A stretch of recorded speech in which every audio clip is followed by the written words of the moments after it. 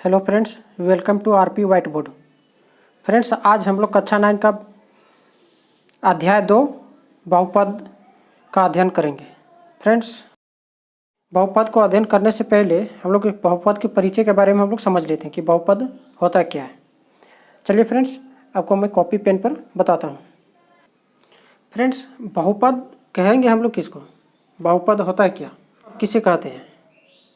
तो बहुपद जिसकी घात पूर्ण संख्या हो उसे ही हम बहुपद कहते हैं, और जिसकी घात पूर्ण संख्या ना हो उसे हम बहुपद नहीं कहेंगे। फ्रेंड्स, तो चलिए फ्रेंड्स, बहुपद में आपको सारे चीज़ बताता हूँ। उसमें चर, अचर, विजय व्यंजक, बहुपद, बहुपद की घात, उसमें कितने घात के आधार पर कितने प्रकार के बहुपद होते हैं, फिर पदों के आधार पर बहुपद उसके कितने प्रकार होते हैं, फिर पदों के गुणांक क्या होता है, उन सभी चीज़ों के आज हम लोग परिचय में इसका चर्चा करेंगे। फ्रेंड्स, तो चलिए फ्रेंड्स, आज हम इसका चर्चा करते हैं, परिचय। तो सबसे पहले इसका परिचय हम लोग जानने की कोशिश करेंगे। फ्रेंड्स, तो परिचय में हम लोग सबसे पहले चर, बहुपद के बारे में, चर के बारे में चर्चा करेंगे। चर होता है क्या? फ्रेंड्स, तो चर बहुपद में उस भाग को कहते हैं हम लोग जिसकी कोई अस्थिरता प्राप्त नहीं होता है, यानी उसका मान हमेशा बदलते रहता है, यानी उसको वेरिएबल टर्म बोला जाता है। जैसे हम लोग ABCD XYZ यानी अल्फ़ाबेट के किसी भी लेटर से हम लोग उसको डिनोट कर सकते हैं, यानी दर्शा सकते हैं। फ्रेंड्स, तो चर के अक्षरों की दर्शाने की जो हम लोग संख्या उसको वो कहते हैं। तो पहले समझ लीजिए कि चर के अक्षर कैसे हम लोग दर्शा सकते हैं। चलिए फ्रेंड्स, आपको लिख के बताता हूँ। एंड जेड, ये फ्रेंड्स चर के अक्षरों की संख्या हम लोग दर्शाने की जो दर्शा सकते हैं, यानी ABCD XYZ कुछ भी किसी भी टर्म से हम लोग PQRS जो इसके बीच में जितने भी अल्फ़ाबेट लेटर है 26 लेटर में से किसी भी लेटर से हम लोग चर को हम लोग दर्शा सकते हैं। फ्रेंड्स, तो इसमें चर होता है कैसे, आप इसमें एक एग्जाम्पल से समझिए। फ्रेंड्स, जैसे मैंने ले लिया 3x² प्लस 4x प्लस 3, ये मैंने ले लिया और इसके बराबर 0, ये बहुपद हुआ। अभी फ्रेंड्स, इसमें आप ये समझिए, क्या इसमें चर कौन सा है? चर हम लोग कहेंगे किसको? तो चर हम लोग किसको कहेंगे? तो आप इसको समझिए फ्रेंड्स, जो x वाला टर्म है इसी को हम लोग चर कहेंगे।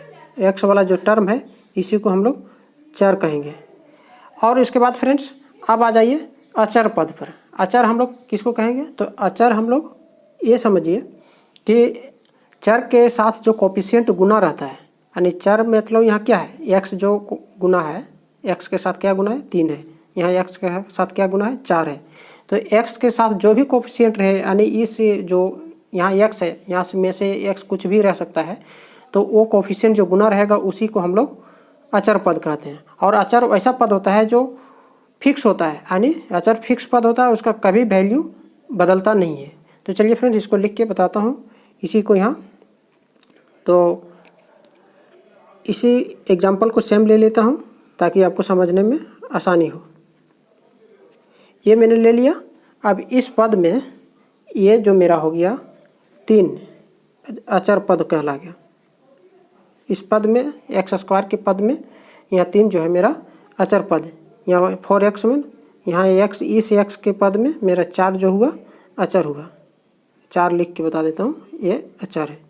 ये आप इस प्रकार इसको समझ सकते हैं। फ्रेंड्स, इसका एक और एग्जांपल ले लेता हूँ। फ्रेंड्स, जैसे 2a² प्लस ये ले लेते हैं, उसके बाद 0 ले लेते हैं, ये 0। तो इसमें ये जो हो गया मेरा अचर पद हो गया, चर पद हो गया, सॉरी फ्रेंड्स, ये जो मेरा हो गया चर पद हो गया, ये भी यहाँ चर पद हो गया। और यहाँ 2 के ए के साथ जो गुना है, यानी मल्टीप्लाई में 2 है, ये अचर पद हो गया। इसी प्रकार यहाँ इसको भी हमें लिख के बता देता हूँ। फ्रेंड्स, 2a प्लस ये प्लस 0, यानी यहाँ जो हुआ ये 2 के साथ, 2 किसके साथ गुना, ये के साथ, तो ये जो मेरा ये 2 हुआ, ये अचर पद हुआ। तो फ्रेंड्स, हमको उम्मीद है कि आप यहाँ समझ गए होंगे। यहाँ भी ए के साथ कुछ मल्टीप्लाई नहीं है, तो इसका मतलब इसके साथ 1 गुना है, तो इसका अचर पद 1 हो जाएगा। और ए के साथ यहाँ अचर पद 1 है, तो यहाँ आप यहाँ इसको लिख सकते हैं। तो इसका अचर पद अगर लिखेंगे तो ये यहाँ 1 हो जाएगा। इसके साथ कुछ नहीं मल्टीप्लाई तो इसके साथ 1 होता है। हम ये चीज़ को याद रखेंगे। और फ्रेंड्स आप समझिए बीजीय व्यंजक कहते हैं किसको। तो फ्रेंड्स बीजीय व्यंजक आपको मैं बुक में लेके चलता हूँ। बुक पे आप देखिए ध्यान से, यहाँ देख सकते हैं फ्रेंड्स बीजीय व्यंजक यानी 2a, 3a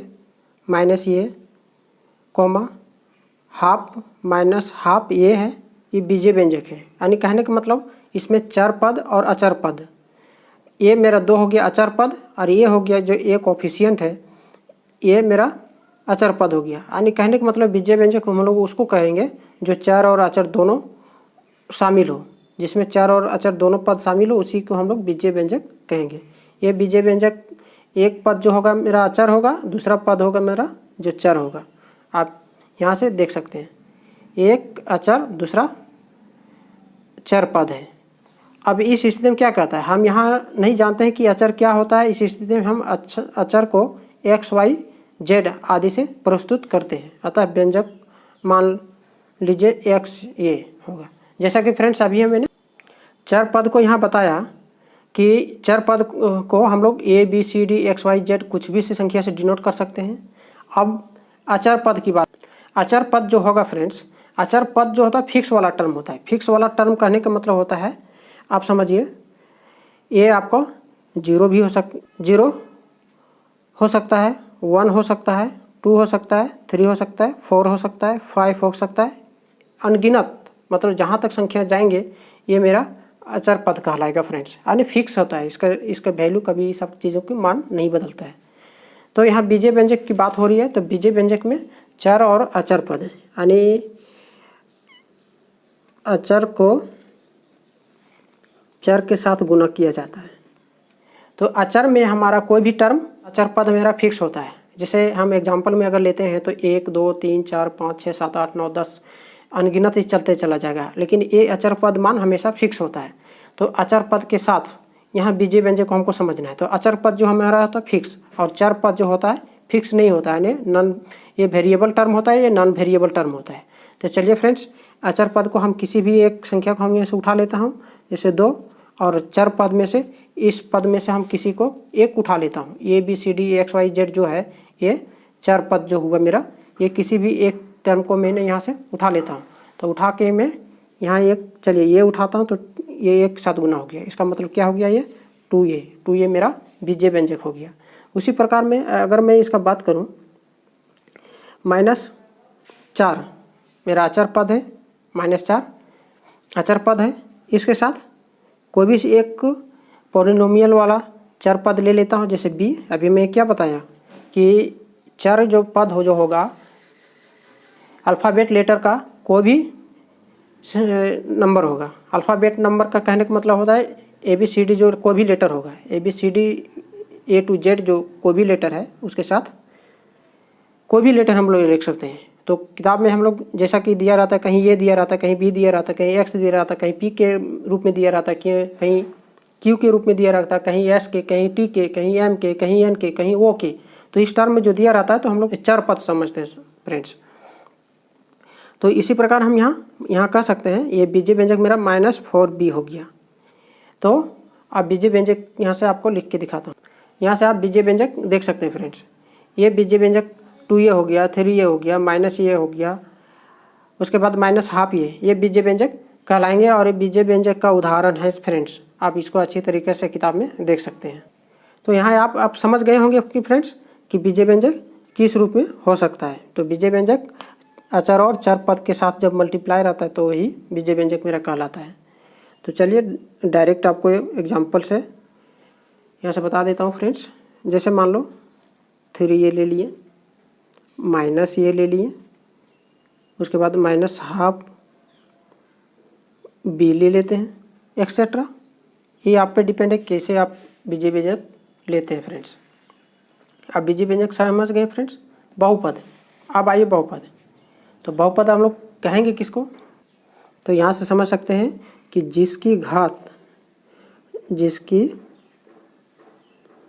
जिस बीजीय व्यंजक की घात, यानी जिस बीजीय व्यंजक की घात पूर्ण संख्या हो, घात मतलब पावर, आप ये समझिए पूर्ण संख्या हो उसे बहुपद कहते हैं,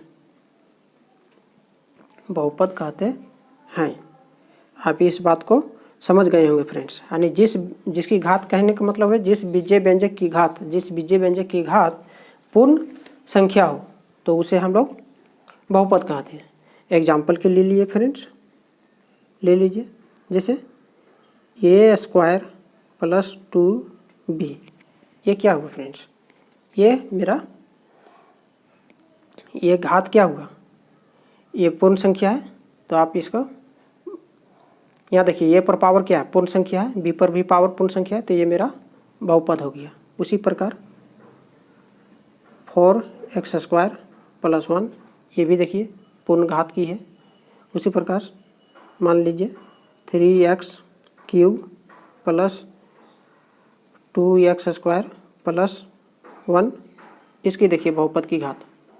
ये क्या है, यहाँ घात जो है मेरा पूर्ण संख्या है, यहाँ x पर पावर 3 है, x पर पावर यहाँ 2 है, तो इसका मतलब ये भी मेरा पूर्ण घात है। इसलिए हम इसको क्या कह सकते हैं फ्रेंड्स, इसको बहुपद कहेंगे हम लोग।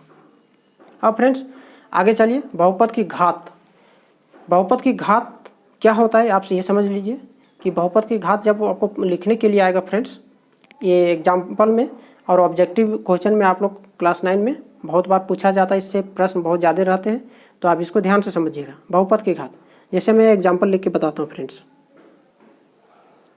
जैसे चलिए x पर पावर 10 + 5x पर पावर 6, 6x पर पावर 3, 2x पर पावर 2 + 1, इस प्रकार की जो बहुपद है, ये मैक्सिमम घात जब इस तरह के बहुपद हो तो इसमें मैक्सिमम घात कितना है वो देखेंगे हम लोग, किस पद पर मैक्सिमम घात है। तो 1 पर यहाँ नहीं है, x पर 2 है, यहाँ x पर यहाँ 3 घात है, x पर घात 6 है, यहाँ x पर घात 10 है। तो यानी कहने का मतलब इस बहुपद में मैक्सिमम अधिकतम घात, मैक्सिमम मतलब क्या हुआ, अधिकतम घात कितना होना, जितना होगा वही बहुपद की घात कहा गया। तो यहाँ बहुपद की घात 10 है, तो आप यहाँ हम कह सकते हैं बहुपद की घात 10। तो ये मेरा यहाँ से आंसर हो गया, बहुपद की घात यहाँ से कह सकते हैं कि घात 10 हो गया। अब इस चीज़ को आप समझ गए होंगे फ्रेंड्स, जिसकी अधिकतम घात होगा उसी को हम लोग यहाँ बहुपद की घात कहेंगे, उसी पद वाला को हम लोग लिखेंगे। तो यहाँ बहुपद की घात x पर पावर 10 भी लिख सकते हैं, 10 या बहुपद की घात अगर लिखते हैं तो 10 भी लिख सकते हैं। अब फ्रेंड्स आगे देखिएगा, घात के आधार पर बहुपद कितने प्रकार के होते हैं, घात के आधार पर बहुपद कितने प्रकार के होते हैं, आप यहाँ अच्छे तरीका समझिएगा। तो घात के आधार पर बहुपद 3 प्रकार के होते हैं। सबसे पहले रैखिक बहुपद, इसको लीनियर पॉलिनोमियल कहा जाता है। उसके बाद द्विघाती बहुपद, जिसे क्वाड्रेटिक पॉलिनोमियल कहा जाता है फ्रेंड्स। उसके बाद त्रिघात बहुपद यानी क्यूबिक पॉलिनोमियल कहा जाता है। चलिए फ्रेंड्स आपको इसका एग्जांपल लेके बताता हूँ। इसमें एक चीज़ और ध्यान रखिएगा फ्रेंड्स, ये रैखिक बहुपद, इसमें पद फिक्स नहीं होता है, पद 1 भी हो सकता है, 2 भी हो सकता है, 3 भी हो सकता है, ये डिपेंड करता है बहुपद पर। उसी प्रकार इसमें द्विघात में भी पद फिक्स नहीं होगा, इसमें पद की संख्या कम या ज़्यादा हो सकता है फ्रेंड्स। त्रिघात में भी वही बात है कि इसमें भी पद कम या ज़्यादा हो सकता है। तो इसमें आप समझिएगा कि बहुपद की घात के आधार पर रैखिक बहुपद, द्विघात बहुपद और त्रिघात बहुपद में पद फिक्स नहीं होते हैं कि पद इसमें रैखिक कह रहे हैं तो इसका मतलब ये रैखिक बहुपद को हम लोग एक पदी बहुपद भी बोलते हैं, इसका मतलब एक पद ही नहीं होगा। ये रैखिक का मतलब हो गया, इसमें घात के आधार पर हम लोग देख रहे हैं। उसी प्रकार द्विघात का मतलब 2 घात, मतलब द्वि का मतलब होता है 2, तो इसका मतलब 2 पद से ज़्यादा नहीं। इसका मतलब यहाँ द्विघात 2 घात जो बोल रहे हैं तो 2 घात 2 होना चाहिए, लेकिन 2 पद से ज़्यादा या कम हो सकता है। इसी प्रकार त्रिघात का मतलब 3, तो 3 जो हुआ मेरा पद यहाँ 3 या उससे अधिक या कम हो सकता है। तो आप इसको समझिए एग्जाम्पल के माध्यम से फ्रेंड्स। यहाँ समझिएगा फ्रेंड्स, पी एक्स बराबर 5x प्लस 3। यहाँ देखिएगा x पर का पावर कितना है, कुछ नहीं है, तो इसका मतलब हम लोग 1 समझेंगे। x पर पावर 5x प्लस 3 है, तो यहाँ पद रैखिक बहुपद हुआ। तो रैखिक पद यहाँ पद एक गिने तो इसको 1 2 यानी 2 पद हो जा रहा है, तो ये एक पद ही तो हुआ नहीं। लेकिन यहाँ हम कह सकते हैं कि रैखिक बहुपद है, क्योंकि यहाँ घात के आधार पर इसको देख रहे हैं, तो इसके घात 1 है। उसी प्रकार हम लोग जो पी एक्स के बराबर हम लोग इसको 5x प्लस 3 लिख सकते हैं। उसी प्रकार चलिए आगे भी दिखाता हूँ उसको। जैसे हम लोग क्यू वाई बराबर 3y देख सकते हैं। यहाँ भी आप इस पर देखिए एक पद है, लेकिन इस पर पावर कितना है फ्रेंड्स, y पर पावर 1 है, तो ये मेरा रैखिक बहुपद हो गया। इसी प्रकार और सारे एग्जाम्पल ले सकते हैं। जैसे आर टी लिया मैंने, आर टी लिया, तो इसके मतलब यहाँ क्या है, टी प्लस √3 हमने लिया। तो यहाँ देखिए पद जो मेरा यहाँ 2 हो रहा है, लेकिन इस पर टी पर पावर कितना है 1, तो इसलिए हम लोग इसको कहेंगे रैखिक बहुपद, एक्सेट्रा। इसी तरह बहुत सारे एग्जाम्पल है फ्रेंड्स। अब आइए द्विघात बहुपद पर। तो द्विघात बहुपद पर हम अब क्या देखेंगे फ्रेंड्स, इसमें भी वही बात कहेंगे। चलिए एग्जाम्पल में आपको लेके दिखाता हूँ। जैसे 2x square plus 7, 2x² plus 7। अब देखिए यहाँ 2 पद है और इसका घात कितना है, x का घात 2 है, तो ये हो गया मेरा द्विघात। उसी प्रकार आप आगे देखिए फ्रेंड्स।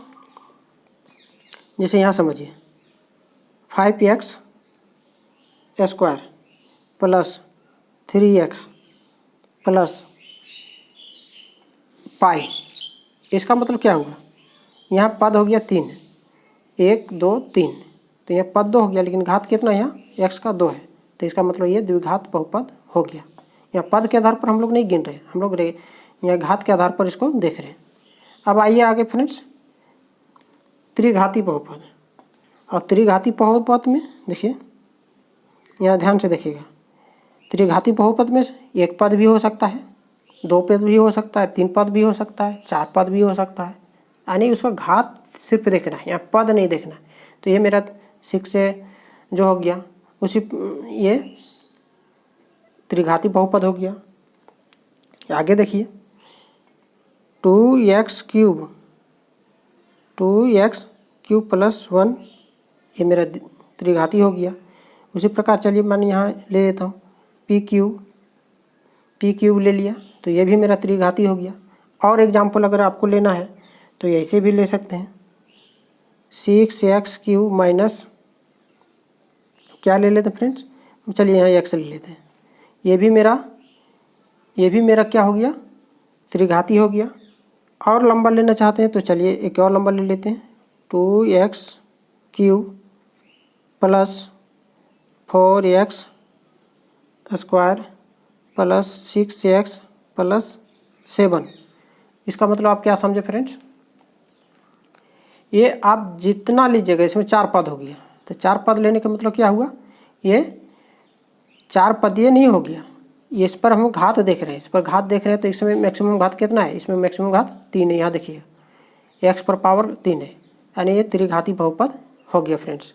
अब फ्रेंड्स, अब आपको बहुपद के पद के आधार पर आपको बताते हैं कि बहुपद कितने प्रकार के होते हैं, पद के आधार पर बहुपद कितने प्रकार के हैं। तो वहाँ भी फ्रेंड्स बहुपद पद के आधार पर 3 प्रकार के होता है, आप इस बात को ध्यान रखिएगा। चलिए फ्रेंड्स आगे बताता हूँ।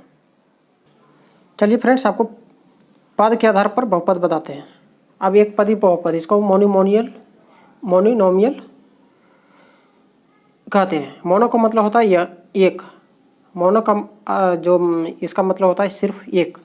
द्विपद में उसी प्रकार बाइनोमियल्स होता है, तो बाइनोमियल से बाई का मतलब होता है 2।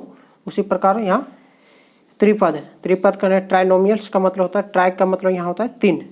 तो चलिए फ्रेंड्स एक पदी का आप समझिए, एक पद में सिर्फ यहाँ आप एक पद की ही चर्चा करेंगे, यहाँ घात वाला चर्चा नहीं करेंगे। तो चलिए जैसे आप यहाँ से समझिएगा, ध्यान से देखिएगा क्या मैं बता रहा हूँ। जैसे 2x, 3 भी हो गया, 3x³ भी हो गया, माइनस 5x² हो गया। ये सब एक पद है, देखिए 2x एक पद है, 3 भी एक पद है, 3x³ भी एक पद है, माइनस कोमा माइनस 5x² भी एक पद है।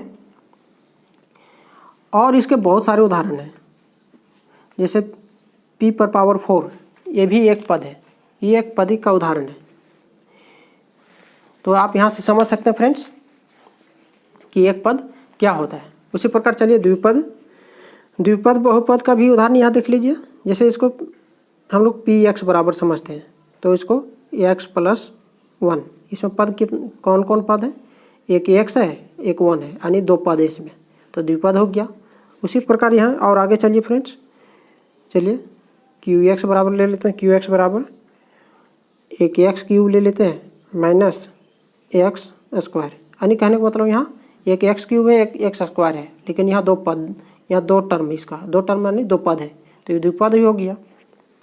आगे और ले लेते हैं उदाहरण, जैसे y में क्या ले लें फ्रेंड्स, y 30 + 1, y पर पावर 30 + 1, यानी कहने का मतलब पावर 30 है, लेकिन यहाँ पद मेरा कितना है, 2 है, तो ये मेरा द्विपद बहुपद कहलाएगा। उसी प्रकार और ले लेते हैं फ्रेंड्स, tu, तो tu यहाँ u पर पावर ले लेते हैं 47 माइनस u पर स्क्वायर, इसका मतलब हो गया यहाँ घात 47 है, अधिकतम घात 47 है। तो ये अगर इसको पूछा जाए बहुपद की घात कितना, तो 47 कहेंगे, लेकिन इसको पद की बात बोला जाए तो पद मेरा यहाँ कितना है, 2 पद है, एक्सेट्रा। इसी प्रकार और सारा हम एग्जाम्पल दे सकते हैं फ्रेंड्स। अब आइए ट्राइनोमियल्स पर। ट्राइनोमियल्स क्या कहता है फ्रेंड्स, अब ध्यान देखिएगा। ट्राइनोमियल्स मेरा यहाँ इसका एग्जाम्पल अगर मैं लूँ तो उसी प्रकार यहाँ ले सकता हूँ px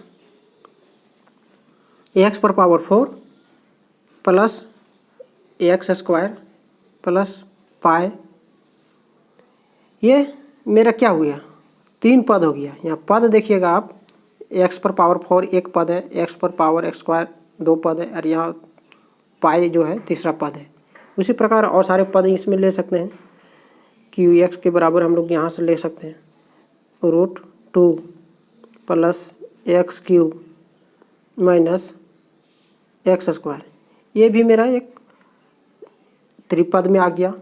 और सारा अगर उदाहरण ले सकते हैं तो यार ले सकते हैं। चलिए अभी x यहाँ u लिख रहे हैं। अभी हमने बताया था ना कि चर बहुपद में जो चर जो होता है वेरिएबल टर्म होता है, और उसको a से b, a से z तक, यानी ABCD x to z तक जो किसी भी वेरिएबल टर्म को हम लोग यहाँ लिख सकते हैं। तो वेरिएबल टर्म है, x भी वेरिएबल है, x भी यहाँ वेरिएबल है, u भी यहाँ वेरिएबल है, इसलिए हम लोग यहाँ x y कुछ भी मान ले सकते हैं। आप इससे घबराइएगा नहीं। तो यहाँ चलिए u प्लस u² माइनस 2, इस प्रकार मेरा जो हुआ त्रिपद हो गया। और सारे ले सकते हैं, तो चलिए t y के रूप में ले लिए यहाँ। चर पद जो हो गया मेरा y हो गया यहाँ, तो y पर पावर 4 प्लस y माइनस 5, ये भी एक प्रकार का जो हम लोग त्रिपद का उदाहरण, बहुत सारे उदाहरण ले सकते हैं। इसका मतलब और आप यहाँ समझ गए होंगे फ्रेंड्स। अब चलिए फ्रेंड्स आगे जो मैं आपको बताने वाला हूँ, बहुपद के गुणांक। बहुपद के गुणांक कहेंगे किसको और कहते हैं किसको, ये आप इसको समझिएगा। चलिए फ्रेंड्स आपको बहुपद के गुणांक यानी बहुपद के साथ जो कोफिशिएंट गुना में जो रहता है उसको आपको समझाते हैं कि बहुपद के गुणांक होता क्या है। चलिए एग्जांपल लेता हूँ मैं, जैसे 5a², ये हुआ, ये मेरा बहुपद हुआ। तो इसके साथ में कोफिशिएंट यानी गुणांक कौन होगा, तो चर के साथ जो मल्टीप्लाई रहता है, मैंने जैसे अभी पहले ही बता चुका हूँ कि चर के साथ जो अचर पद रहता है वही अचर पद मेरा गुणांक कहलाता है।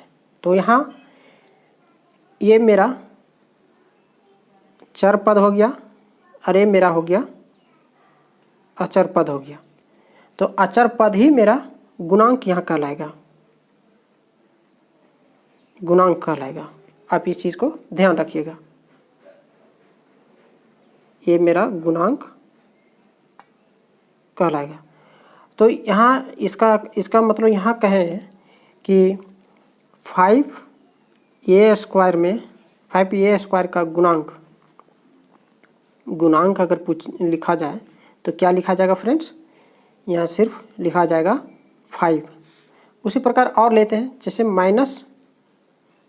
लेते हैं। -a³ का गुणांक क्या लिखा जाएगा? -a³ का गुणांक, इसका गुणांक क्या लिखा जाएगा? तो यहाँ क्या है गुना, तो ये मेरा यहाँ इसको कुछ नहीं टर्म नहीं दिख रहा है, इसका मतलब -1 गुना है इसके साथ, तो इसके साथ -1 गुना है। क्या आप इसे समझ सकते हैं फ्रेंड्स? उसी प्रकार चलिए और सारा उदाहरण ले लेता हूँ मैं। जैसे यहाँ आप इसको समझिए, 7 ये ले लेते हैं, तो 7a का मतलब क्या हुआ? इसका गुणांक क्या हो? 7a का गुणांक अगर पूछा जाए तो इसका गुणांक अगर बोला जाए तो यहाँ 7 होगा फ्रेंड्स, 7, क्योंकि ये मेरा जो है चर है और 7 जो है मेरा यहाँ अचर पद है, फिक्स वाला टर्म। तो आप यहाँ बहुपद के गुणांक भी समझ गए होंगे फ्रेंड्स। आपको एक नोट में आप एक चीज़ बताते हैं, आप उसको ध्यान से देखिएगा और समझिएगा। नोट में फ्रेंड्स यहाँ 0 जो है, 0 को हम लोग शून्य बहुपद भी कह सकते हैं, 0 को शून्य बहुपद भी कहते हैं। इस बात को आप ध्यान रखिएगा, क्योंकि ऑब्जेक्टिव में ये प्रश्न आपसे पूछ सकता है। तो ये मैंने शून्य एक अचर पद भी है, शून्य को दूसरा पॉइंट हम यहाँ लिख सकते हैं, शून्य एक अचर पद है, यानी एक कोफिशिएंट है। ये आप चीज़ को इसको ध्यान रखिएगा फ्रेंड्स। अब इसका नेक्स्ट वीडियो में इसका सर्वसमीकरण के बारे में बताएंगे। जय हिंद दोस्तों।